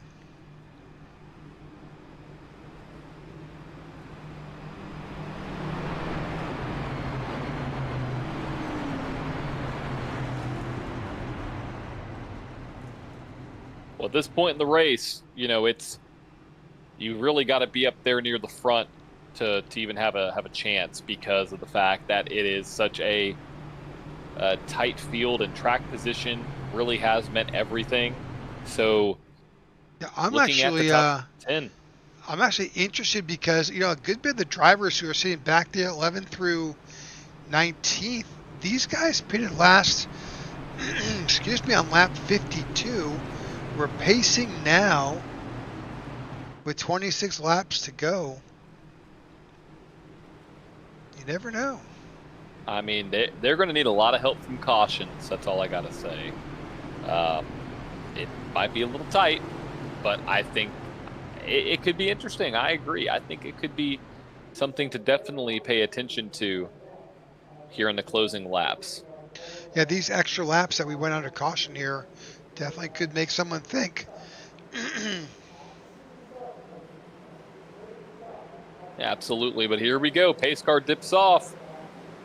We'll be at 25 to go at the line. Green flag back in here at Pocono. Great restart from the 41 and the 24. They're going to have great runs diving down into turn number 1.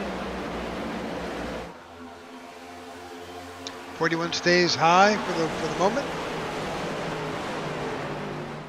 Comes down, shuts the door on the 24. And then back up to the high line.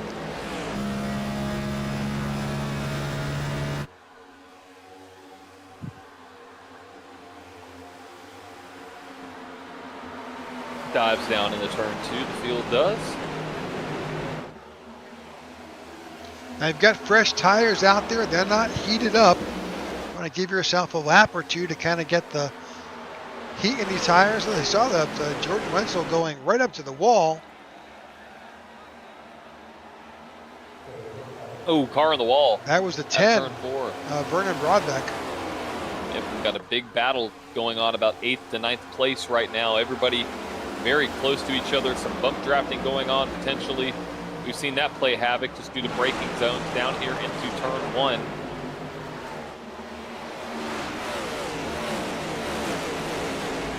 Oh, more cars on the wall. Everybody's on the wall. So that's not uncommon. Everybody pushes so hard, and the next thing you know, boom, boom, boom, boom, boom. You follow the guy in front of you into the wall. Then the guy does the same thing behind you. A lot of 3 wide action now. here.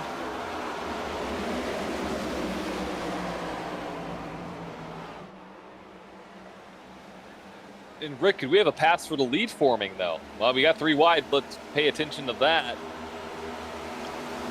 17 tags wall, drag race, trying for that spot, but we'll jump up to the front. Nope, looks like Jordan Booth is still holding on to that spot. They were side by side a second ago. So we'll see how it plays out. Go back through the field now. Still 2 by 2 here for a number of positions.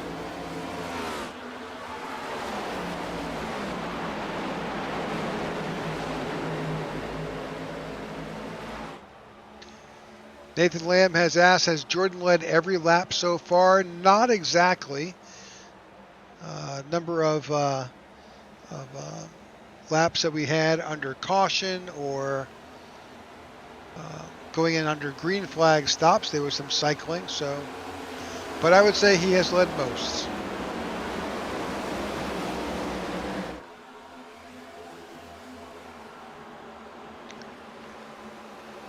All right, field is just kind of getting back under single lines. Oh, a little bit of still some battles for position happening further on back here in the pack. That's the 5 of Richard Mills with the 94 of Michael Whitley. That's door-to-door action there.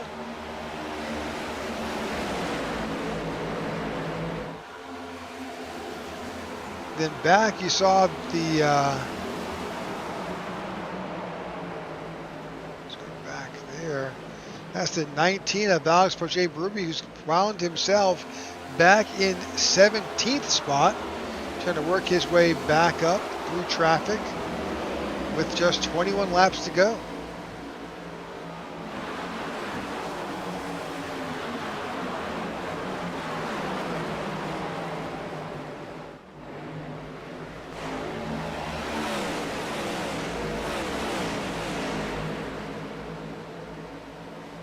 Got a big gap now from Jordan Booth back to Matt Parasini. And we've seen this happen before, but the gap slowly get, dwindled down over time. Could this be the time where this gap doesn't close? We don't know.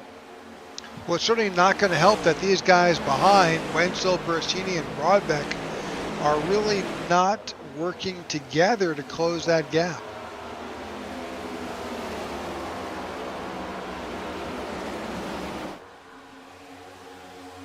And when you got the 10 side by side with the 24, as he works his way around to take over the third spot.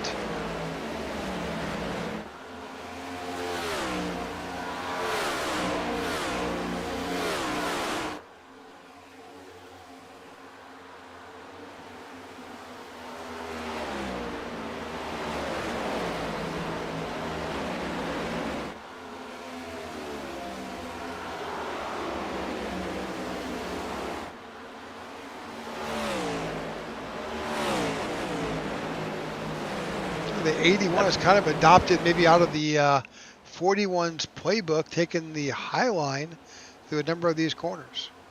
Yeah, I was just noticing that, and that it's an interesting strategy to do. I mean, I like it. Got to try something new, but the gap has now grown to 1.5 seconds. I mean, it's definitely, you know, do or die for some of these drivers, and to see where this gap could end up. 5 or 10 laps.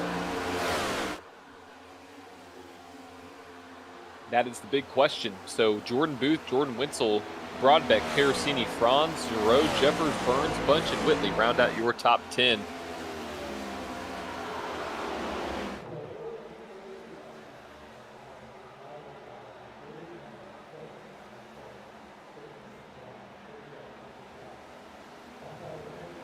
Still a lot of drama happening back here in the field.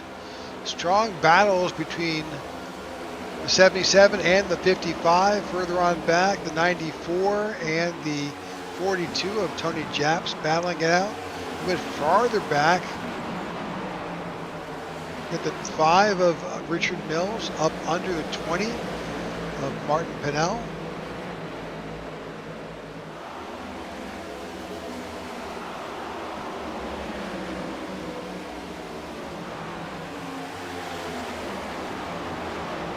So if you pitted last on lap 52, will you wait till you're down to just 8 laps to go in, or would you short pit? I really don't know. I mean, it's close. I mean, here comes a lot of drivers right now, though, on the pit road. Booth, Wenzel, and Perusini. I with lap times and how they are, I would. Gosh, that's a tough call. Well, I think these guys are answering for it right now. There's 17 laps to go. They're short pitting. Yeah, they're going to short pit. We'll see how these other drivers fare out, but we're going to get the full story here at the end in 17 laps. Oh, right sides only. All 4 drivers, right sides only. I do like that call, though. I think that's a solid call. Now, it really depends on what your line was and where you were in traffic, but I think that could be a great move. And if all these other drivers take 4, these are going to be the guys who are out in front, just based off the timing-wise.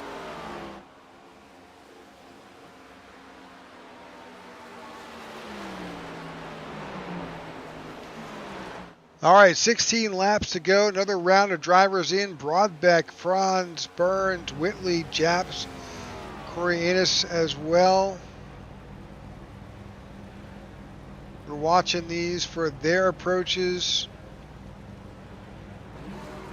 Same thing, right sides only, fuel, and go.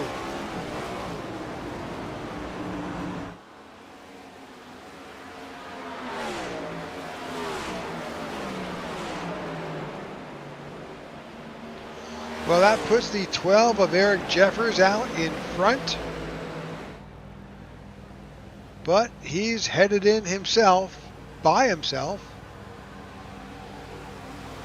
So what does that mean? The 50 of Martin Giroux and the 77 of Corey Bunch are out in front. Yeah, and you know, if a caution comes out right now, this could really jumble up the entire field. And some of those drivers that pit on 52, 53 have a little bit better of a feeling about their strategy because they wouldn't be losing a lot of time. So we'll see how this plays out. There's still a lot of racing to go here at Pocono with 15 laps to go. I think the 50 just came across the radio and said he is pitting.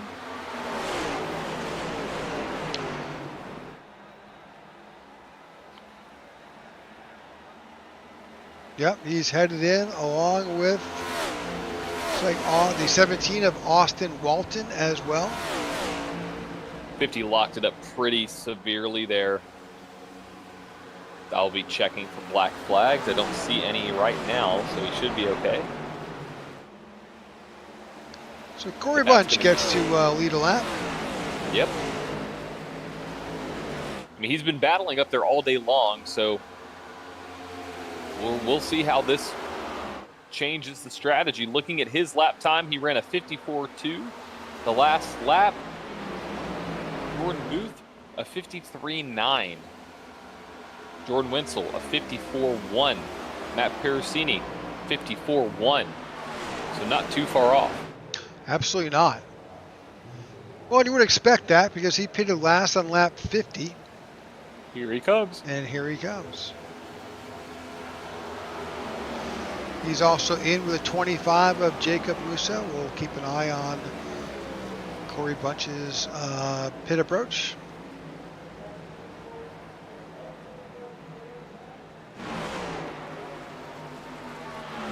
We'll see if he's listening to the broadcast because everybody else took 2 tires. We'll see if he takes 2 as well. The 41 is rounding turn 3 right now. He's now at the start-finish line. Oh, 2 tires. And he's not going to be able to beat the 41 out. So 41 now, the car with the best chance of potentially securing this win, barring any cautions. A number of drivers still have not made it on down onto pit road. Richard Mills, Alex Murphy, the 19 of Alex Berger-Berube, Martin Pinnell, Ron Fitting, all those guys still stayed out. But again, they have to come in. So.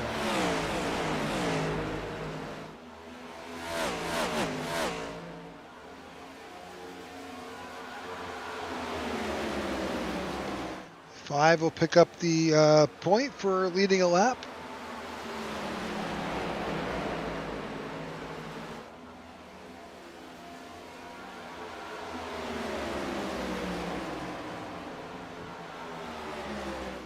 With just 12 laps to go. 12 laps to go, and the gap is about 1.8 seconds between the 2 Jordans. So we'll see how that plays out. 94 coming across the radio. And so is the 25. They have both already picked, so not really sure why they would come across the radio. Maybe a little friendly discussion. Maybe a little bit.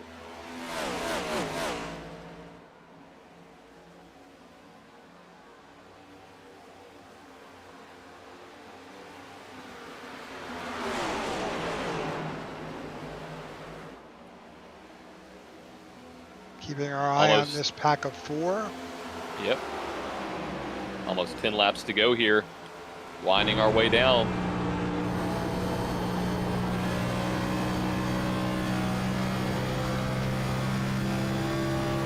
Yeah, at this point, I don't know why you're actually staying out, because even the event of a caution that comes out, you still have to go in. Nobody else does. And you can't make it either. So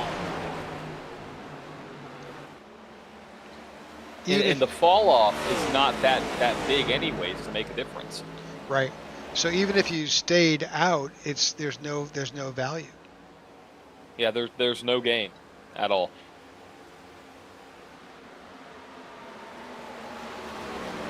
In fact, look at Richard Mills. His last lap was a 54.38.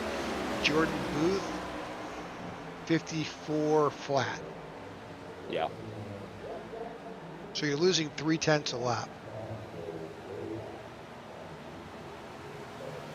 Now the only thing I can think of as if the fuel run is a little bit longer than we expect it to be, but I don't see how that could work out. I really don't. Well, these guys all pitted the latest. They pitted last in lap 52. Let's bring up that gap information.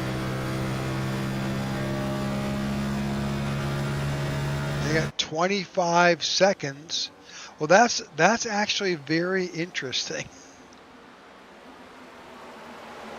I mean, could they try to save this all the way to the end? I mean, that's a bold move.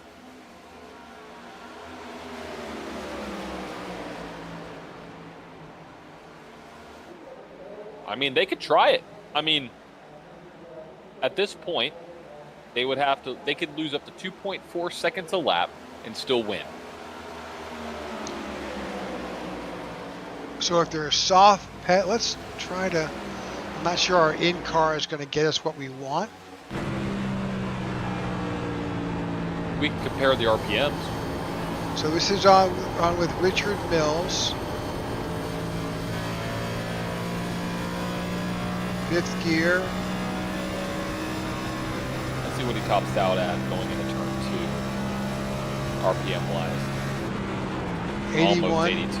Yeah, almost 80. 82. Now, let's go to the 41 of Jordan Booth. He's just now exiting turn 1 right now. Oh, yeah. Oh, yeah. Oh, he's still in 4th, though. Gonna shift. Maybe. Oh, yeah. Look at that. Yep. So Still they're just a little bit. just a hair. They're off.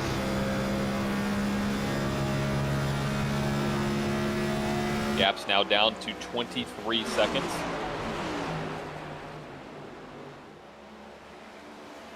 So they're out of the throttle a little bit, trying to save fuel. They've got a gap of 23 seconds. Well, you know, it makes it a race. It does. I mean, we talked about a surprise winner. Think about the 5.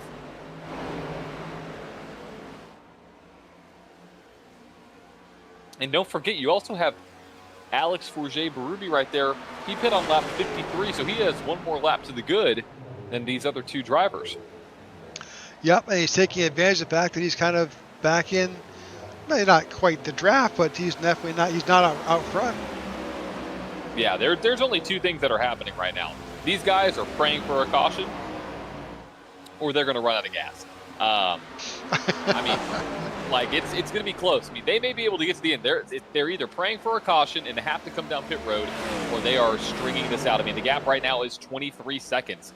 So it's not, I mean, they have a lot that they could let up and still make it to the end. I mean, right now at this point, with 23 seconds, they could lose up to 4 seconds a lap, a little bit less, but up to 4 seconds a lap and still be okay. Really up to 3.5 seconds a lap. It's going to be close. Yeah, it's going to be close, but here we go. Last lap for Richard Mills was a 54.7. Last lap for Jordan Booth was a 54.2. We'll see what it is at the line. Richard Mills ran a 54.6. And we have to wait about 20 seconds until we get Jordan Booth's time. We got 5 laps to go, though. Richard Mills out front. Can he make it on what he's got? One of the things that we cannot see is fuel pressure. Let's see what his RPMs are. Can we go back in the car and see potentially by the end of this stretch right here?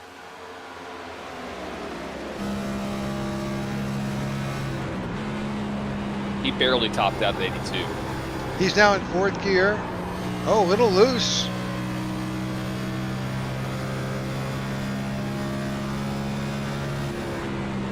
He's back in the throttle, John. He's not saving anything now. He's coming in. Yep, there it is. They all are. These guys, they're all coming in right now. No, well, let's rephrase that. Not the 19. The 19 has stayed out. Oh boy. He's got 1 extra lap. He should be in next time by. But could he save enough fuel? Could he save enough fuel to make it around? I mean, 4 laps is a lot. but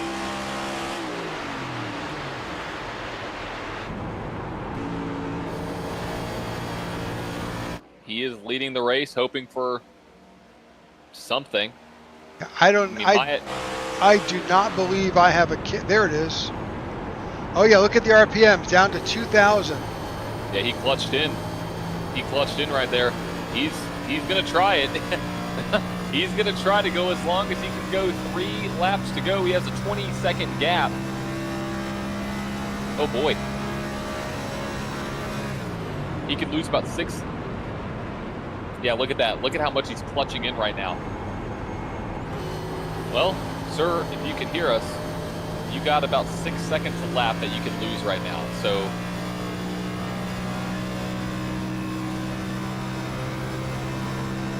see where he clutches in here. Yeah, there it is. Look at that. He's going to try to do it, Rick. Yeah, pretty crazy. That's ballsy.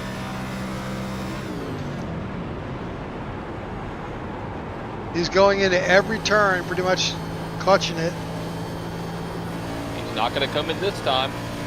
2 laps to go. And you don't dare come in with 1 lap to go. You're out there. If you come in with 1 lap to go in the white flag, I mean, you've seen how many times this year? You saw Brad Kay run out in Indianapolis. You saw Ryan Blaney run out at Gateway. I mean, it's such a risky call. Can he get the job done? 18 seconds, 18.8 seconds. He has a lot of time. I mean, he's doing the math here. He could lose. He still has a lot of time he can lose here and still be okay. They actually got into it a little bit early that time.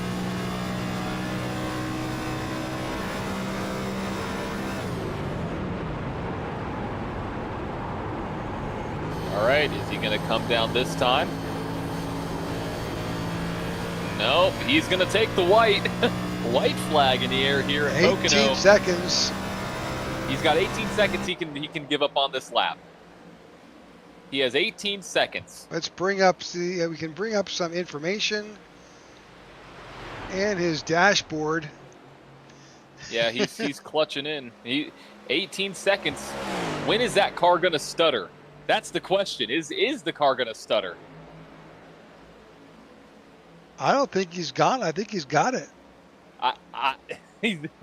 If that car runs out of gas anytime between now and turn 3, I mean, he didn't let out of the gas at all. He is still going. I think we may see a fuel mileage win here by the 19. He could coast at this point. Oh, yeah, he's got a 17-second gap. Well, we just saw a masterclass put on by the 19. Alex Forget-Berube is going to win at Pocono by 17 seconds by fuel mileage, Rick. What a race to win. Holy crap. Will he get back, though? That's a question. That's a big question. He is...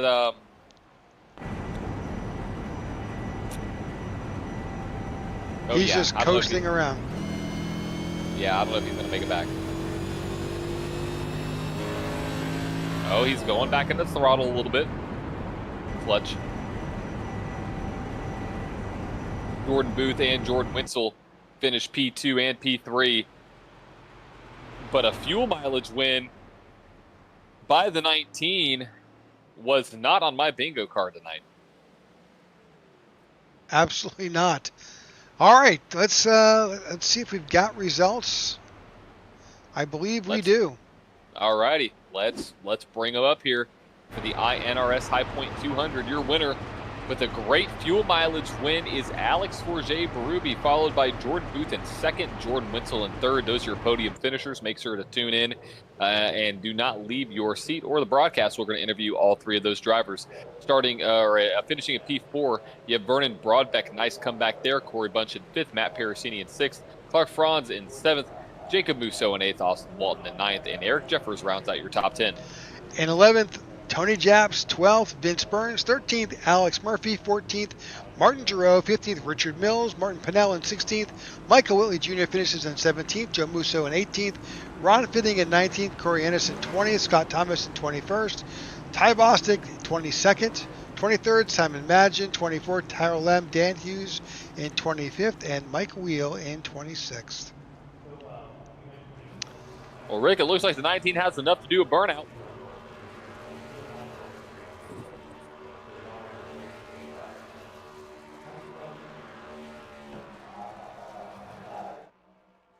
There's no smoke, though, oddly enough. Yeah, it's interestingly enough.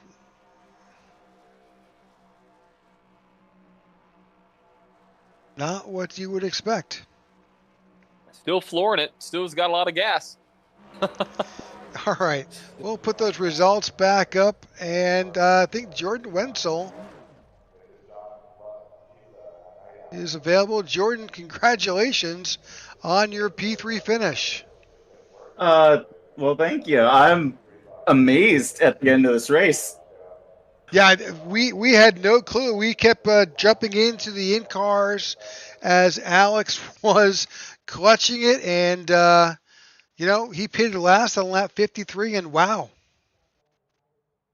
I'm honestly dumbfounded by the amount of fuel he saved. That is an impressive amount of fuel. Hats off to him. Oh my goodness. Right? Well, tell us about your race. I mean, you certainly started in the back, and heck, plus 22 spots to finish P3. Yeah, I was really, really bad at qualifying, and I knocked the wall down both times, so I didn't actually get a lap in. So I got to start second from last, and throughout people pitting early and the numerous cautions early, I was able to get back up to, I think, third or fourth for the stage, and then after that, me and Booth were just running the same strategy, so we just stayed with each other the entire time, and he's just a little bit quicker than I was, and once I fell out of the draft, I couldn't get back to it. Well, certainly it was. We started out with the rash of cautions at the beginning, and then everybody kind of settled down a bit, caught a green flag pit stop, and then, for the most part, a relatively good race here at Pocono. Good to do something in this off week. So. Yeah, and that's all thanks to iRacing themselves by suffering a DDoS attack, and we get to hang out today. Absolutely. Yeah, it's nice to actually be in the booth for for at least, being in the top three, since the road courses don't get broadcast. Right. Yeah, absolutely. Well, definitely congratulations on your P3 finish. Any shout outs tonight? Shout out to Jordan Booth, because he was the strategist there, and we were just doing a lot of the same things, me, Jordan, and Matt, and we clearly chose the wrong strategy, but it was still fun. It's great. It is so great that we actually had a race that it didn't get interrupted by a yellow flag, and we actually had a green flag fuel strategy and pit strategy that actually mattered, and it's so awesome to see. I love it. So next week we're off to Richmond. That seems to be, I think that was where you won last time. I won that last year, yeah. Hopefully I can go back to back. As long as I can make sure to brake early enough for turn one, we'll see how the car will actually work. All right. Well, there's your third place finisher. Let's bring in Mr. Jordan Booth. Jordan, congratulations on your P2 finish. I'm not sure you saw that coming. I mean, to say I saw it coming, no. But whenever you saw who was kind of with him towards the end of the race, I figured dude was just clutching, coasting, and they were pushing him at that point. But no, I mean, impressive fuel save. I can't be mad about it. That's impressive. Yeah, we were boggled in the booth as well. We kept jumping back into Alex's car, and he took full advantage of the gap that he had to clutch it and work his way around the track. Yeah, I mean, congrats to him. I mean, I think as far as the 41 camp goes, we showed that once again we were the fastest car on track all night. I mean, held off Vernon in stage one early enough, good enough to where he almost wrecked himself trying to pass me, and then held off Corey, held off Wenzel, held off Matthew. So I mean, I think we definitely flexed our muscle again. I think it was a good showing. I mean, second sucks, but at the end of the day, if you're gonna lose the strategy, you might as well still be the fastest car on track. Absolutely. Great showing today. A number of followers on YouTube. Nathan Lamb was there talking about spending some time in your rig and racing with you. Yeah, Nate's a great human being. Shout out to Vinton County for him. He asked me to do that next time I got an interview, so I'll get that one out of the way. But nah, great dude. Glad that he can watch along. Glad that you guys put on a good enough show to where it's worth watching along to. So it's cool. Appreciate you. Any shout outs tonight? Yeah, I'll give one to my dad. He was also watching. Don't know if Grandpa's still awake, but he's over here right now, so we'll see if he's awake to hear this one. Yeah, just shout out, to everybody for that second half of the race. Besides that one caution, once again during a green flag pit cycle, seems like we're still not able to go a full stage green yet, but we're getting closer. That second half was fun, so props to everybody for being able to help us pull that off and have people be able to execute strategy like the 19 did. It's cool to get that aspect back. So next week we are at Richmond. Is that a good one of your favorite tracks? I can't say that it is, but then again, Pocono isn't one of my favorite tracks either, and we're still good at it. So we'll see. But I'd say you guys should ask Corey about Richmond since he led every single lap there in the spring. True. All right, very good. Well, congratulations on your second place finish. We'll see you next week in Richmond. Sounds good. Thanks, guys. All right. And on that note, let's bring Mr. Fuel Miser into the booth. Alex Bourget-Berube, congratulations on that win. Yes, sir. Thank you very much. We were hopping, we saw what was taking place with about 6 or 7 laps to go, and we're like, whoa, can he do it? Is it possible? And then we kept hopping back and forth into your car and looking at what you were doing, and yeah, the bet was on. And what a fabulous bit of fuel mileage and strategy. Yeah, this is the kind of strategy that falls right into my hand. I love when it comes to saving fuel and trying to make it as far as you can. But at the beginning, doing this right before the stage, when I was trying to fight for position, I saw that I had not a lot of friends tonight, so I decided to do my little thing on my own when the caution came out when I was leading. Just decided to pit, take the hit, and take the loss of position. Do my little thing in the back, and where we were when I was pacing, I saw that we were very close on fuel strat. So I decided to go back into pits and top up the car. And with the delayed caution that helped me save a lap, it was on for now. No, it worked. It worked out perfectly. It didn't hurt that you were able to run around with a group towards the end there, and definitely draft a bit. And no, it worked out perfectly. Yeah, no, I'll let people, if they were in my mirror trying to pass me, I was clutching in and turning a corner so they could easily pass me on the inside, and I just drafted off of them after that. So I wasn't trying to fight anybody tonight. I was just doing my little thing, and it worked perfectly fine. Sure did. So next week we are up in Richmond for that event. How do you feel about Richmond? Strangely enough, with the next gen, I'm pretty good on short tracks, so I should be okay. I'm pretty confident, but it's still the next gen car, so I'll see. It's always a question mark for me. Completely understood. John, any comments? I just want to say, Alex, that was the most beautiful piece of fuel saving I've ever watched, and I thank you for an amazing win. I got to say, we were watching you throughout this whole race, and I was shocked. Like, I was like, "There's no way you can't do that," and you beat the odds. So congratulations to you, sir, on a great race. Congrats. Thank you, and I want to specify why I did my burnout at that specific point and not moving. I brought my mom for her first race this year at Pocono, and we were sitting pretty much in front of where I did my burnout tonight. So I dedicating this win to her. Oh, that's awesome. Very good. All right, congratulations, Alex. Any shout-outs tonight? Besides Yeah, to well, I your want to mom, obviously. obviously my mom, but I want to thank my girlfriend for supporting me in everything that I do, racing, RL, doesn't matter. She's always there for me. I want to thank Maxi for bringing me an amazing workplace. All About Bugs, Chapman Environmental Services, Butt Kicker, all the sponsors on my car that makes all this possible. And thanks to you guys in this league for making those races very fun. You got it. All right, there's your winner of tonight's iNRS High Point 200 here at Pocono. Alex Berger-Berube wins it with a fabulously planned fuel strategy and plan. So congratulations. And John, any parting words tonight? I just want to say great race. Make sure to tune in next week to the iNRS series. We're closing in on the playoffs. You know, they're just around the corner, so you don't want to miss a thing. Next week, we are going to be in the lovely, where in the heck is it? I'm trying to find it. Richmond, Is it Virginia. Richmond? Yeah, Richmond, Virginia, for the Cookout 200. So don't want to miss a thing. Same broadcast network, same time. So make sure to tune in next week.